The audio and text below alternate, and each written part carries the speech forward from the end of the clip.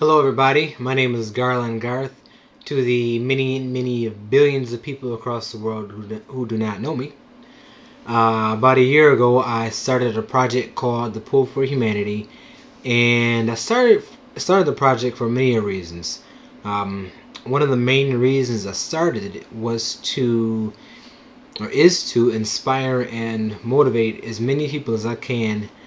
Um, Through various events, stunts, projects, experiments, what have you, to believe in themselves and to dream big no matter what. And when I mean big, I mean outrageously, outlandishly huge, like off the edges of reality huge. Or if somebody wants to dream itty bitty little small, that's fine. Dreams should be treasured no matter how big or how small they are. And like I said, to believe in oneself and dream despite what race they come from, what background they might come from, religion, nationality, size, whatever, um, or despite what lack a person may see or do not see in front of them, to always believe in themselves and to have faith in the power of you and to dream no matter what and keep those dreams precious to oneself, because there are those that may come along to try and kill or steal those dreams away, and that shouldn't happen. It does, but it shouldn't. So, about a year ago, when I created the project, the Pool for Humanity, one of the first events I wanted to do for it was for autism, and I chose autism because that's something that directly affects our family. About 4 years ago, one of my nephews, Casey Garth Jr., was diagnosed with autism at the age of 3.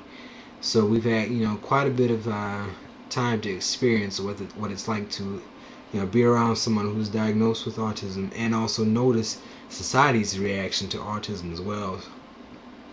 And thankfully, through the event, which the event itself was a 5+ mile carpool event, which I actually made it 10 miles instead of 5, I was able to raise, a good amount of awareness within the city.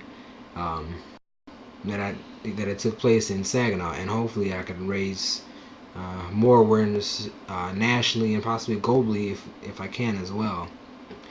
Um, like I said, it was a 5+ mile carpool that turned into a 10-mile carpool, and I used my car due to technical difficulties. I ended up using my car. Yes, it was a regular car, working car, has its engine, tires, all its parts. Like I said, I use it, so it works. And nobody was, uh, turning the engine on. So when I started at 7 a.m. in the morning. I ended up having to start at 8 o'clock in the morning, like I said, because I had some technical difficulties with the car I was going to use.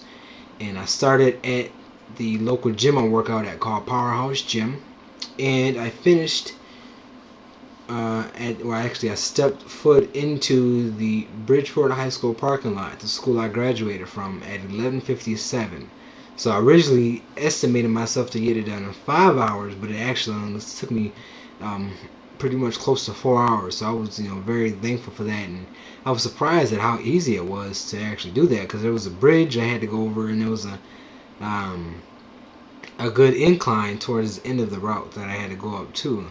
But thankfully that day I was able to get, tons of support from family, from friends, people honking by, oh, call, way to go, because I had a harness strapped to me, and it's kind of odd and, funny to see somebody pulling a car down the street,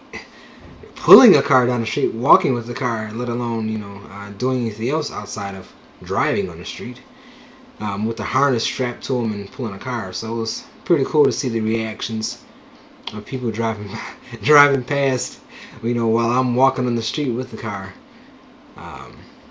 And I was very grateful to get enough coverage, or a lot of coverage, from a couple of the TV stations here, a couple of the radio stations. I got a newspaper to do an article on me as well, so it was pretty cool, and I was very grateful to have all of that. One of the TV stations called TV25, they actually came out that day, and they did about a 5-minute segment, maybe 5 or 6 minute segment of me that day of actually pulling it. So if you're on the site, please check it out. There's a clip of me pulling the car that day, so you can see me in action doing it there. And if you're not on the site, you can go to www.thepullforhumanity.com. Check out the clip. You can check out some other training videos I have. Read some articles I posted in my blog/thought area. Leave a message if you have one. So I would definitely appreciate your comments, inspiration, kind words, whatever. So, and now that event is done, I've had a lot of people ask me, now that you pulled the car, what's next, and honestly, I don't know.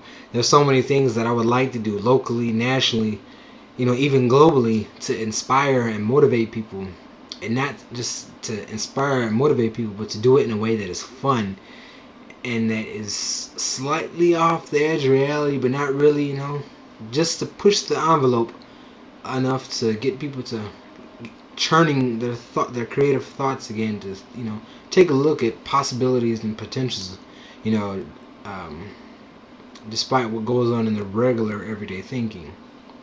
So if you have any comments, if you have any ideas or challenges that you would like me to do, hey, send them my way. If it's as long as it's inspiring and motivating, or something that I could do to inspire and motivate others, and at the same time bring awareness to a certain subject, then hey, by all means, let's do it.